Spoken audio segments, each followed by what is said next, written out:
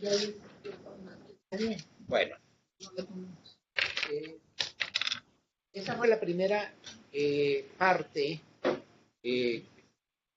que vimos, que era una introducción más general sobre el proceso migratorio, y nos detuvimos en lo que estaba sucediendo actualmente.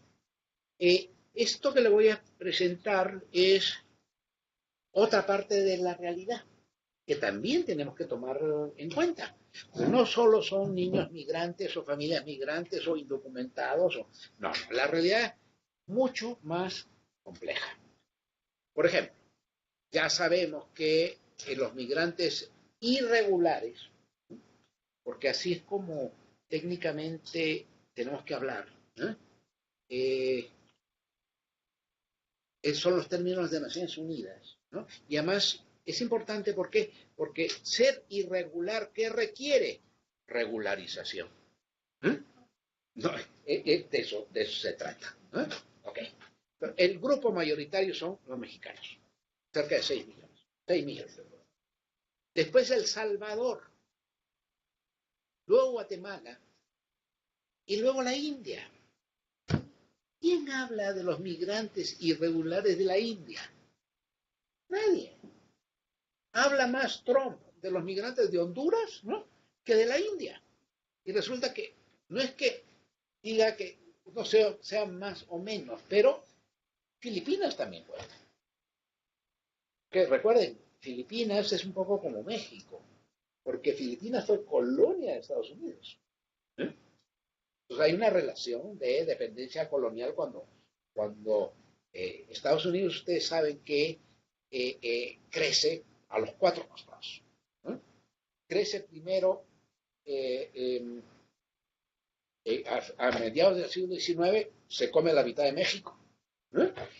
A comienzos del siglo XIX se queda con Puerto Rico, las Islas Vírgenes, interviene en Cuba y se queda con Guantánamo. O sea, se expande al Caribe, se expande al sur, se expande al Caribe, contra Alaska y frena la expansión rusa, y luego se va al Pacífico y se queda con Hawái, con todas las islas, e incluso se queda con Filipinas. Eso es la historia del destino manifiesto de los Estados Unidos. Entonces Filipinas fue colonia, tiene una migración importante. Recuerden ustedes que los filipinos trabajaban en la agricultura junto con los mexicanos. La primera huelga de mexicanos, la huelga de la uva, liderada por César Chávez, es de mexicanos con filipinos. Bien. Esa es una parte de la historia, la migración irregular. Y estos datos son del Homeland Security. O sea, no son oficiales de Estados Unidos. Ok, vamos a ver. Visas de residentes para mexicanos. ¿Ustedes sabían que en el 2016 hubo 172,000 visas para mexicanos? Y que en el 2014 133, 2015 157,000 y 2016 172,000 legales. Bueno, me habían hecho una pregunta sobre quiénes tienen acceso a las visas. Bueno, vamos a ver después qué tipo de visas y por qué son. ¿Qué pasa con esto? Resulta que hoy en día, ¿cuántos mexicanos decíamos que pasaba? Según las estadísticas son confusas, o sea que tú no puedes sumar y restar estadísticas diferentes, ¿no? Pero ¿se acuerdan de lo del Pew Hispanic? Decía que eran 160,000 mexicanos, ¿no?, legales e irregulares, ¿no? Pero el Homeland Security me dice que son 172,000 visas en 2016 legales de Green Card, residentes, no de turistas. Entonces, ¿qué está pasando? Se está cambiando la composición de la migración mexicana. Cada vez son más migrantes mexicanos. Si en los últimos 3 años casi tenemos 500,000, entonces tenemos que empezar a pensar de manera diferente la migración. Estamos con el rollo de que la mayoría son irregulares. No, no, no, espérate, vamos a ver los números. ¿Por qué hay tantas visas? Imagínense, 170.000 y de China nada más 70.000. Es decir, el doble de mexicanos. La presión de los chinos es muy fuerte. ¿No? De Cuba, normal, porque tenían visa residente porque eran refugiados. ¿No? La India, son países de 1.000 millones de habitantes, ¿no?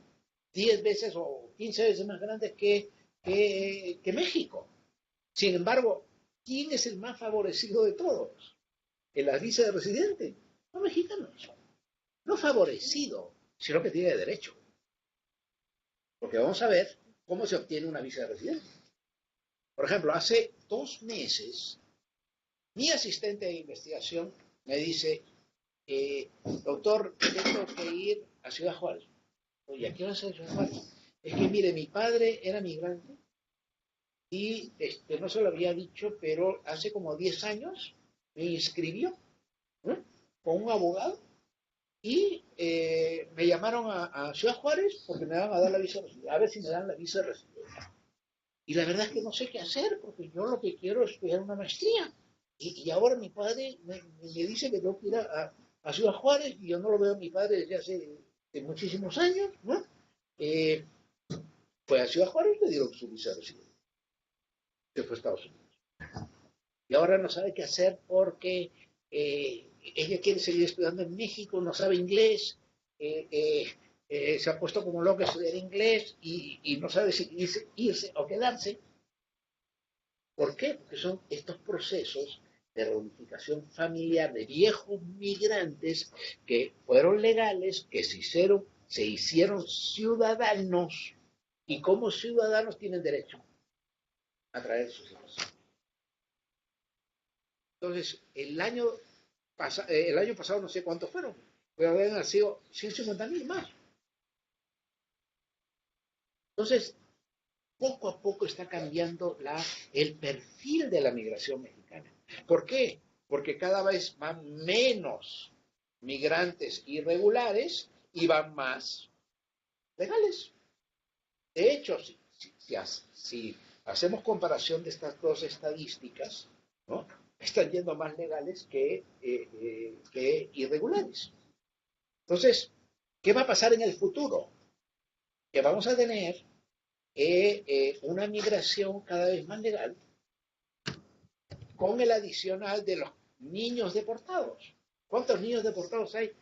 Norteamericanos son como cerca de 700.000 que son norteamericanos y que en 10 años van a estar en Estados Unidos. O no van a estar en Estados Unidos, no sabemos. Pero el nuevo flujo migratorio van a ser los binacionales, que tienen 2 nacionalidades.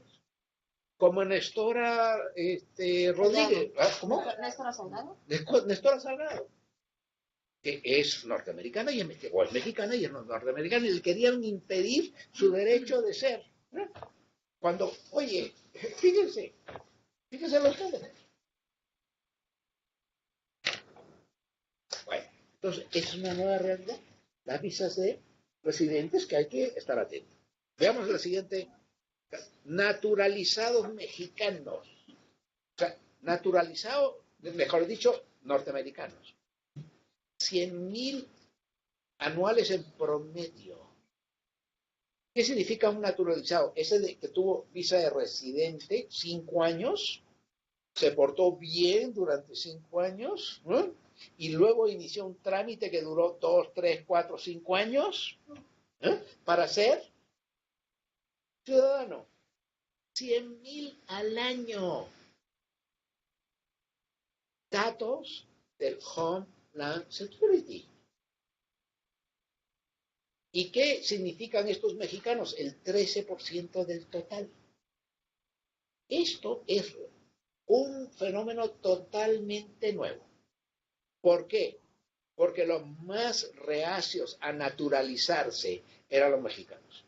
No querían ser norteamericanos. Llegaba un argentino a Estados Unidos.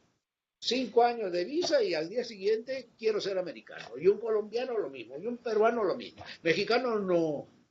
No. ¿Por qué? Pues ustedes díganme por qué, pero... no se usaba las dos nacionalidades, no había ese... Claro que había, siempre ha habido, siempre ha habido. Claro, bueno, lo que pasa es que México cambió la ley en 1997, 97, en donde se dieron cuenta en el Senado los legisladores, porque a veces demora, ¿no?, que se den cuenta, ¿no?, de que había muchos, ¿no?, que estaban renunciando a la nacionalidad porque llegabas a los 18 años y tenías que renunciar, ¿no? Entonces lo que se dijo es, no vamos a hacer convenio de doble nacionalidad, sino lo que vamos a hacer es una fórmula diferente, que es la no renuncia a la nacionalidad. Es decir, si tú adquieres otra nacionalidad, o tienes, o eres hijo de mexicano y eres norteamericano, no pierdes la mexicana, porque es irrenunciable.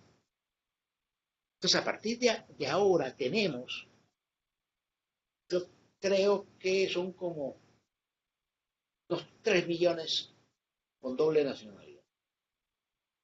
Doble nacional, no solo visa eso, doble nacional.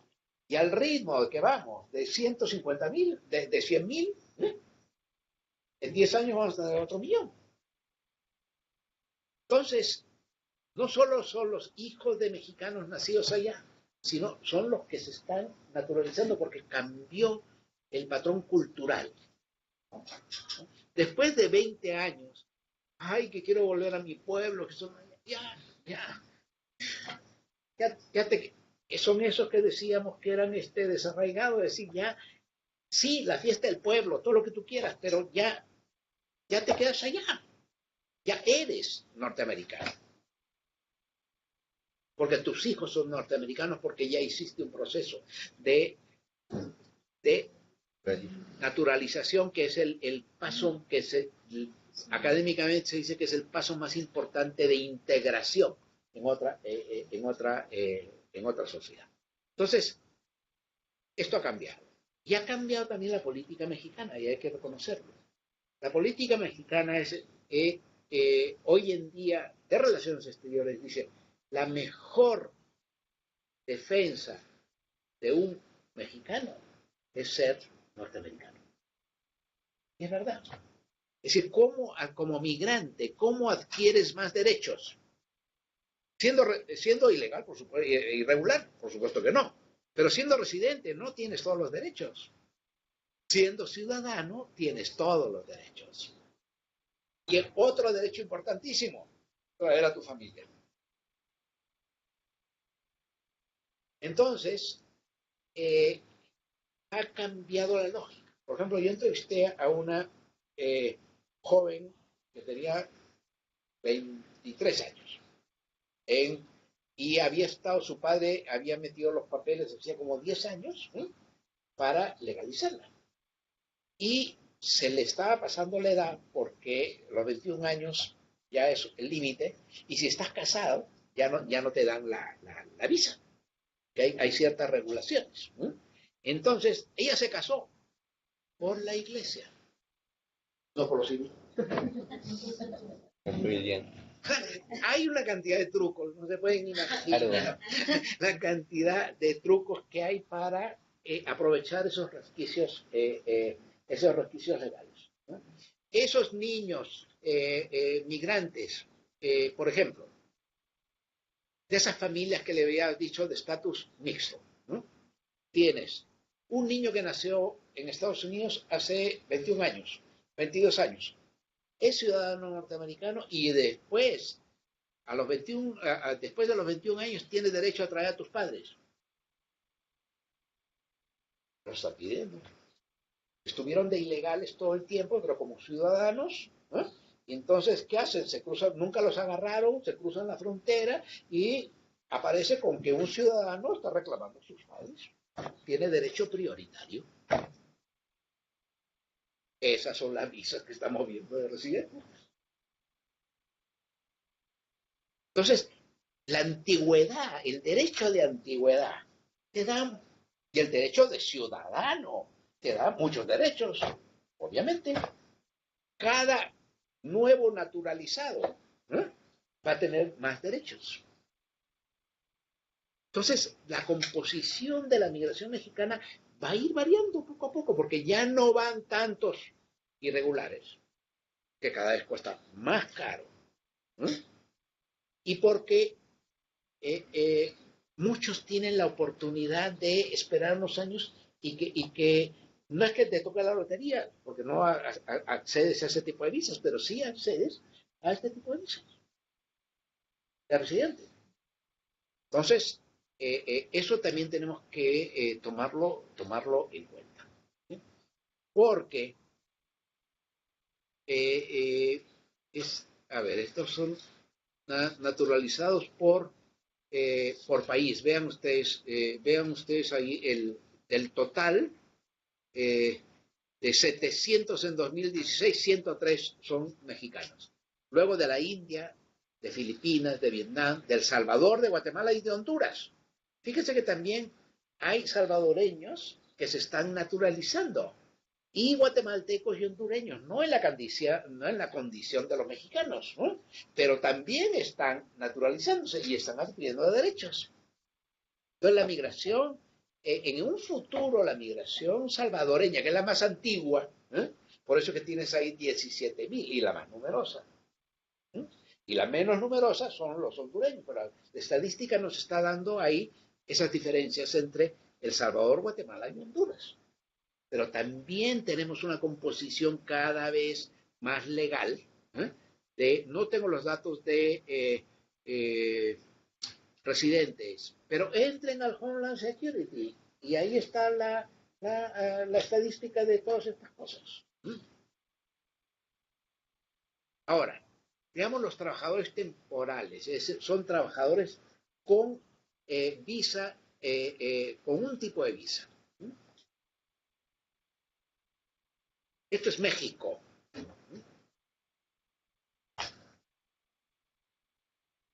Trabajadores con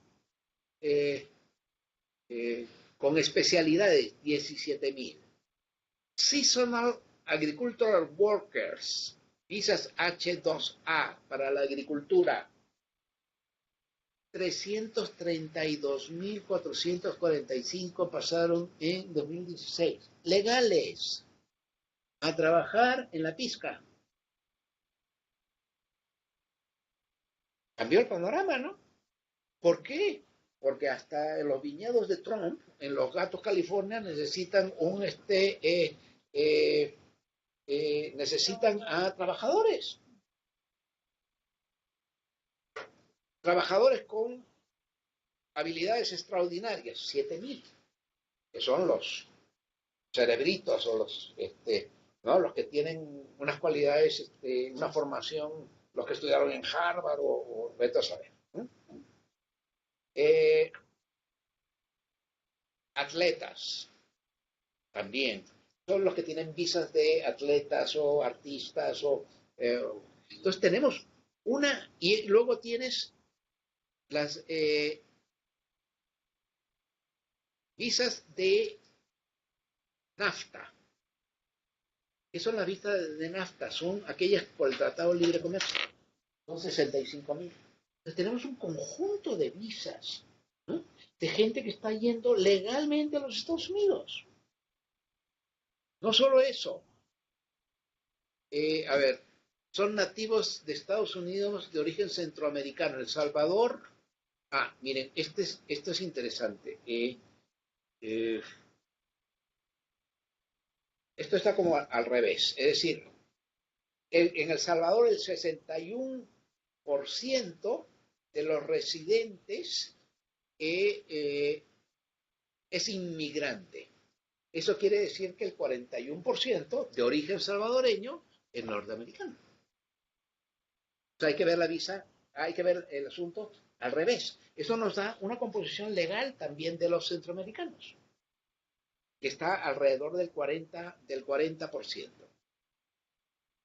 Visitantes a Estados Unidos, 20 millones anuales en promedio de mexicanos que van a Estados Unidos. 20 millones. Es el 20% que tiene visa de turista. O visa de 20 millones. Es un flujo gigantesco. Entonces, de gente que tiene visa para ir a Estados Unidos. El tránsito fronterizo en los dos sentidos es más de 1 millón de cruces diarios. Esto ni Trump lo detiene. Si decimos los políticos hablan de la integración económica de México en Estados Unidos. Yo estoy hablando de la integración social y nacional y binacional entre México y Estados Unidos, con cifras de Estados Unidos. Entonces, veamos esa lógica. ¿Cuál es el resultado de un siglo de migración? Que bueno, que tenemos 12 millones de mexicanos nacidos en México, 6 millones legales y cada vez se van incrementando más, como 200,000 al año, o 300,000 al año, y que en el futuro van a cambiar la composición de la migración. ¿Por qué? Porque hay cada vez menos migrantes económicos, cada vez más migrantes legales. ¿Qué dicen los políticos al respecto? No dicen nada. Solo hablan de integración económica. Hay toda una integración, un entramado social, ¿no? Entre México y Estados Unidos en la frontera, en todo eso que también tenemos que ver. Ahora, amenazas latentes. Stephen Miller es el asesor principal de Trump en temas migratorios. Es el cerebro gris de Trump. ¿Qué cosa está haciendo? Todavía, o sea, lo que es el jus soli, jus que significa derecho, justicia. Jus soli es el derecho al suelo. Es decir, todos los que nacen en suelo mexicano son mexicanos. Todos los que nacen en suelo norteamericano son norteamericanos. Es la enmienda 14, que se hizo en el siglo XIX, en 1857, porque los esclavos, hijos de esclavos y esclavos nacidos en Estados Unidos, no eran ciudadanos. Para eso es la guerra civil en Estados Unidos. La ley, a partir de ahí, dice, todo aquel que nació en esta tierra es norteamericano. Cambiar eso, hay propuestas, pero es cambiar la Constitución de Estados Unidos y cambiar algo muy difícil de cambiar. Todo América, menos República Dominicana, tiene el jus soli.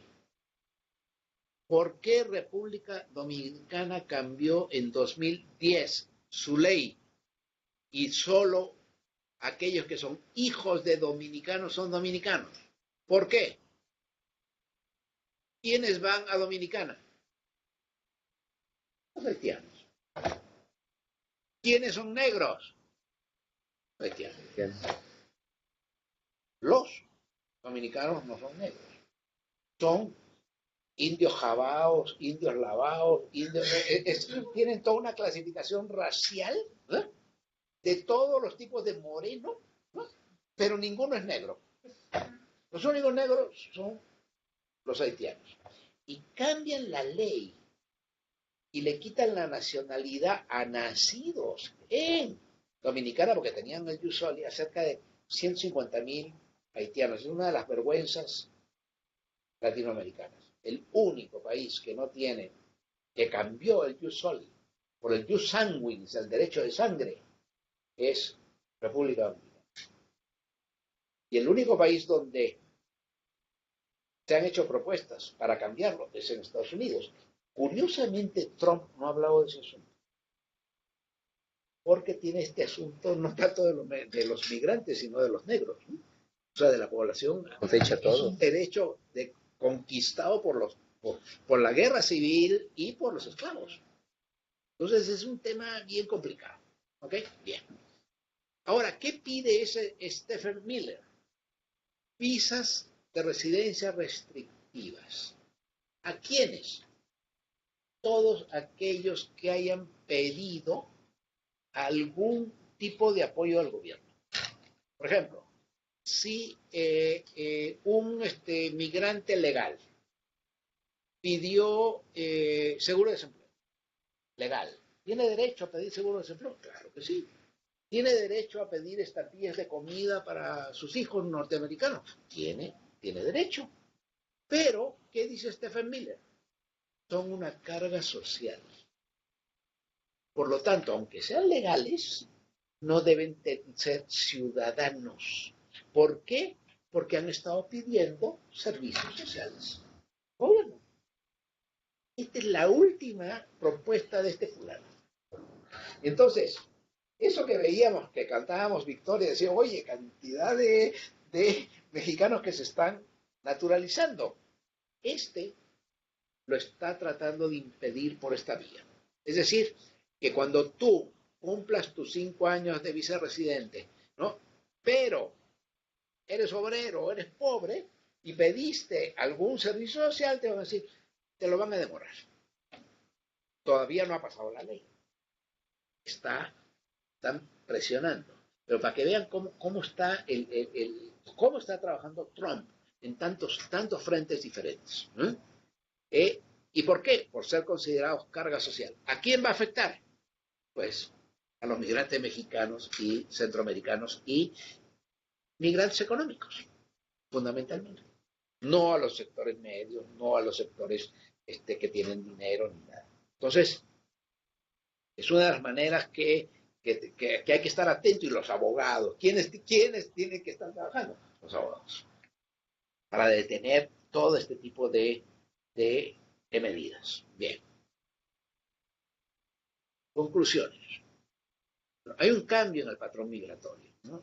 Sobre todo en Centroamérica, migración más familiar, juvenil, infantil. Hay un repunte migratorio en Centroamérica por la reunificación familiar y los solicitantes de refugio, pero también se ha reducido la migración laboral masiva. La migración mexicana y latinoamericana en general, una migración laboral. ¿A qué ibas a Estados Unidos? A trabajar. A eso ibas. ¿No? Entonces, era una migración laboral. Esa ya no es masiva, porque lo vimos en las estadísticas, como ya no lo es. ¿Por qué? Porque hay menos presión demográfica en México y en América Latina y el Caribe, porque hay condiciones políticas cada vez más difíciles y porque es cada vez más caro y costoso y riesgoso ir a Estados Unidos en estas condiciones. Y ahora Trump, obviamente, aunque vayas de migrante legal, pues las condiciones no son amables, digamos, no es un país que tú digas, oh, quiero ir a Estados Unidos, no. La discriminación hoy en día está a flor de piel. ¿Por qué? Porque Trump ha incitado esa división. Y Trump todos los días está proponiendo que la gente sea explícita en sus actitudes discriminatorias, sobre todo contra los latinos. ¿Por qué? Porque los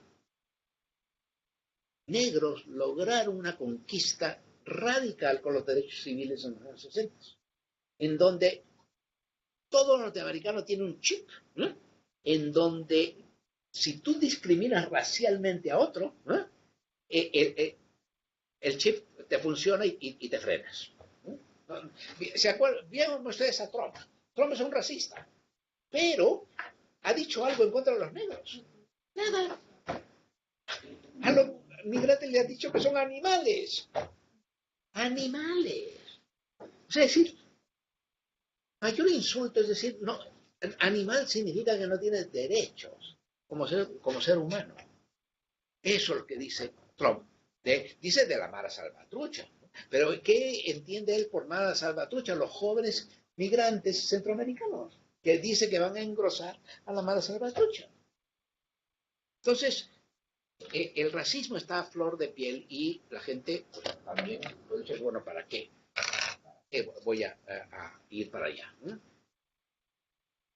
Cada vez hay migrantes desarraigados, forzados y ambientales. La migración ambiental, según todo lo que el cambio climático, aunque Trump dice que no existe, pero cada vez se va a dar más. No veamos los incendios en California ahora, los mayores incendios de toda la historia, ¿no? Por el cambio climático y sequías en otros lados, inundaciones, ¿no? Otro cambio muy importante que ya les había dicho, nuevos destinos de la migración para Latinoamérica, el Caribe y Centroamérica. No para México, pero es un cambio muy importante. Y repunte de la migración legal y nuevas generaciones. Es lo que hemos estado hablando. Un futuro incierto. Más que una crisis migratoria, hay una crisis de política migratoria.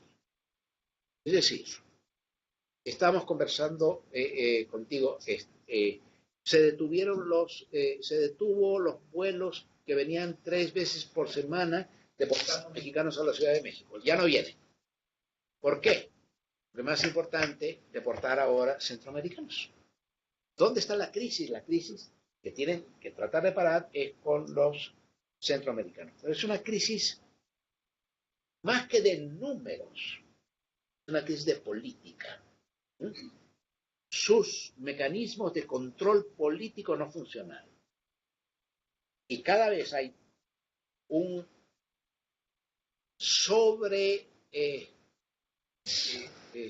sobredimensión de todos los que están pidiendo refugio. Los juzgados están totalmente saturados. Hay 350 jueces migratorios, ¿no?, en Estados Unidos. 350 jueces. Y están súper saturados de trabajo. Y necesitarían como 3, 4 años para resolver los casos que ya están dados. Entonces tú tienes un caso, por ejemplo, de refugio, llegas y el juez le dio un resfrío y dice, no, tu cita se canceló, ven en 9 meses. Así está. Necesitas como 500 jueces más para resolver el asunto. Y cada vez hay más encarcelados, ¿no? Me decías que cada vez están deportando menos mexicanos, pero hay más, los centros de detención están saturados de migrantes. Y lo que quiere, entonces ahora hay una crisis a nivel global del refugio. Lo vemos en Europa también, ¿no? Es decir, tampoco saben qué hacer los europeos con el refugio. Por ejemplo, Alemania, que vimos que fue muy generosa con su refugio, ¿no? Admitió cerca de 1 millón y pico de migrantes, fundamentalmente sirios, ¿no? Con ese millón resuelve en cierto modo su crisis demográfica. ¿Cuál es su crisis demográfica? Que no se reproducen los alemanes, que necesitan mano de obra, necesitan nuevos nacimientos, pero los alemanes no quieren. Las mujeres y los hombres ya no quieren tener hijos. O sea, están debajo del nivel de reposición, que es 2.2. Están como en 1.8, 1.9. Cuando tú estás a esos niveles, quiere decir que estás en crisis demográfica. Sí, ya como país no te puedes reproducir, porque son más los muertos de los que nacen. Entonces, con ese millón que le metió de flujo en 2 años, demográficamente, porque son jóvenes y son niños, le levantó su nivel demográfico. Eso es una de las explicaciones que dice, no es pura generosidad, es análisis frío y certero de políticas migratorias. Cuando tú tienes una crisis, ¿por qué España prefiere, por ejemplo, a los migrantes latinoamericanos? Primero, porque no quiere que lleguen de África. Y prefiere, si llegan, que lleguen latinos, porque no tienes el problema del idioma, no tienes el problema cultural, no tiene, son muchísimo más cercanos. Es una migración, podríamos decir, deseable. La migración africana, indeseable.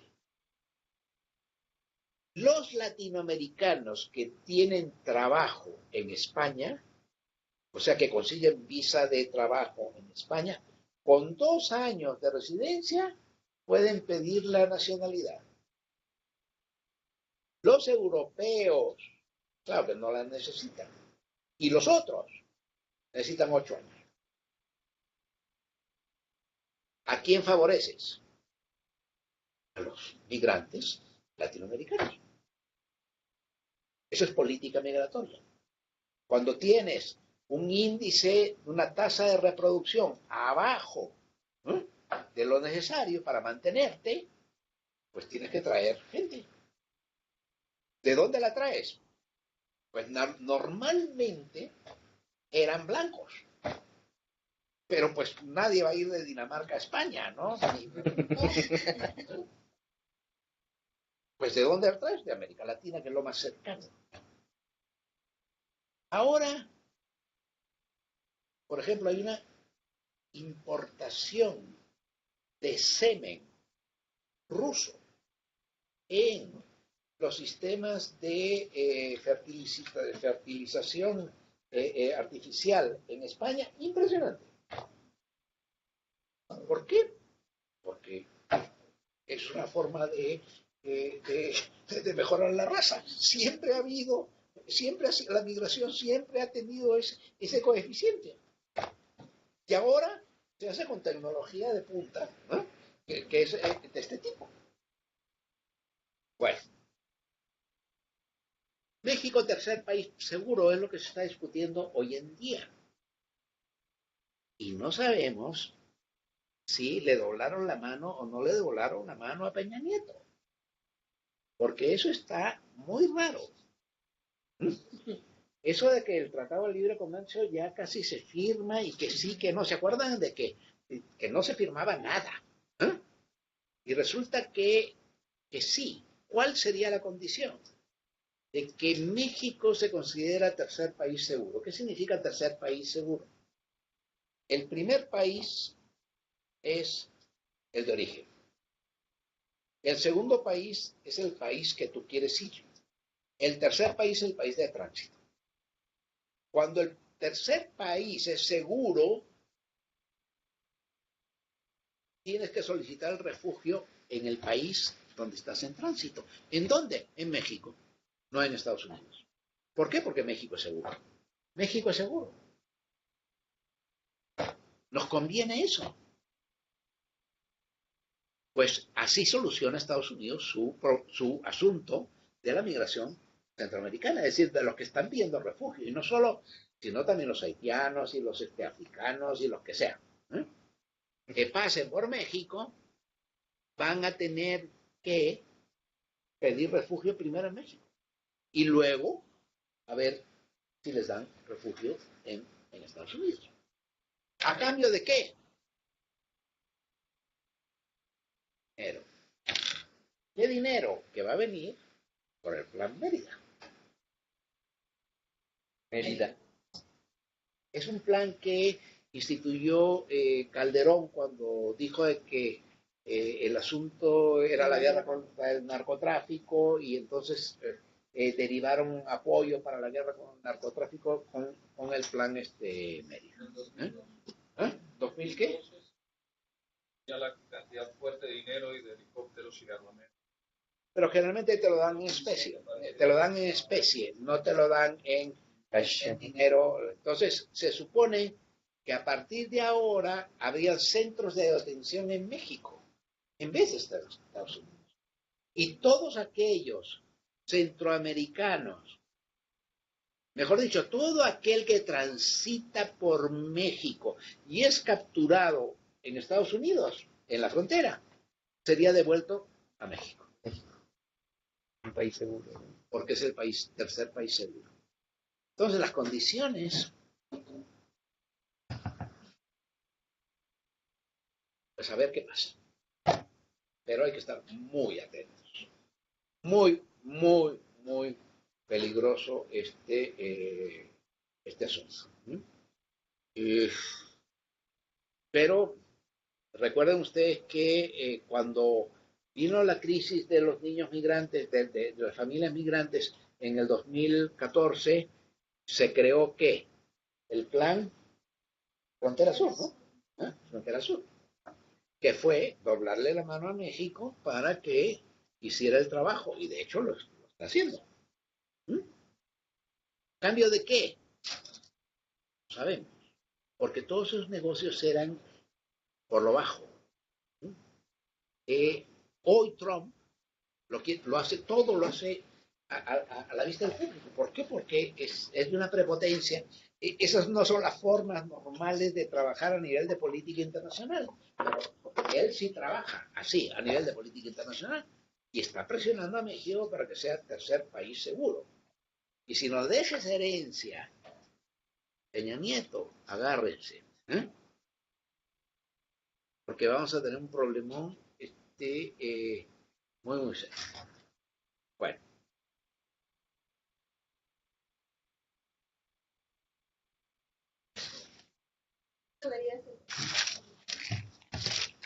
Bueno, imagínate, todos los centroamericanos capturados en Estados Unidos se los regresan a México.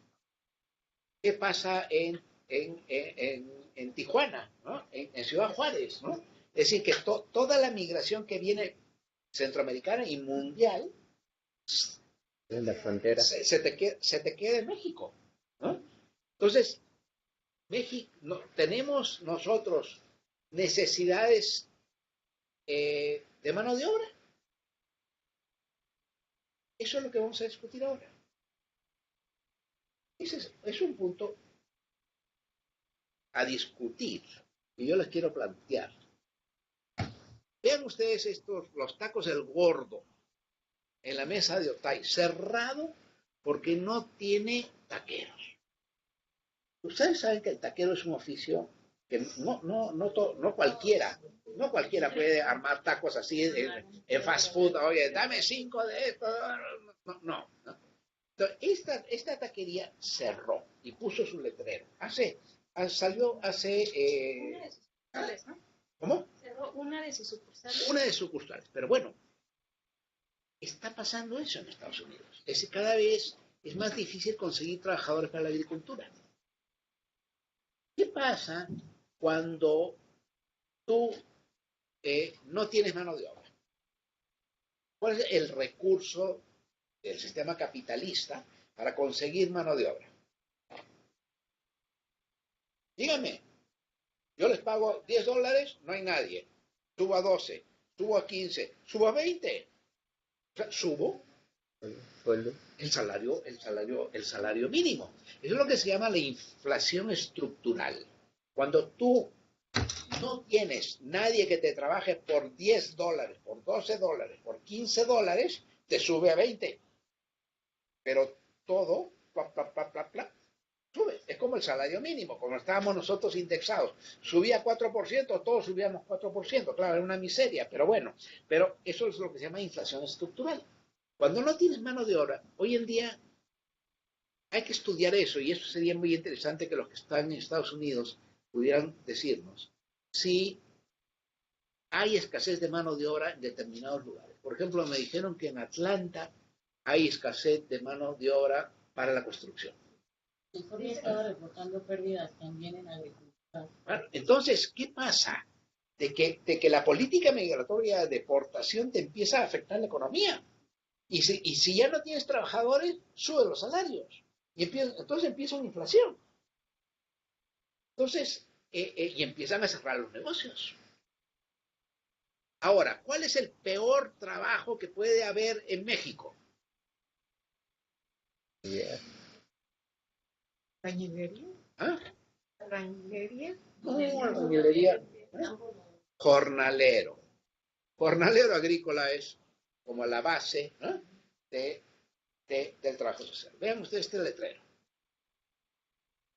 Expo Berries en Jalisco. Se necesita personal urgente para el corte de frambuesas y labores del campo. Ofrecemos salario mínimo, aguinaldo, buen ambiente de trabajo y prestaciones de ley para jornaleros, incluyendo parte proporcional, dice, más 45 pesos por hora extra a destajo. 45 pesos es la mitad del salario mínimo de 8 horas por una hora de trabajo. Y luego dice, el que coseche 80 botes diarios a 10 pesos el bote. O sea, si tú cosechas 80 botes, que debe ser un trabajador impresionante, pero ¿cuánto ganas? A ver, saquen la cuenta. 80 botes a 10 pesos. 600. 800 pesos. ¿Cuántos salarios mínimos son esos? 10 salarios mínimos. Ah, por trabajo agrícola, de jornalero. Y se necesita urgente trabajadores. Y vean al final.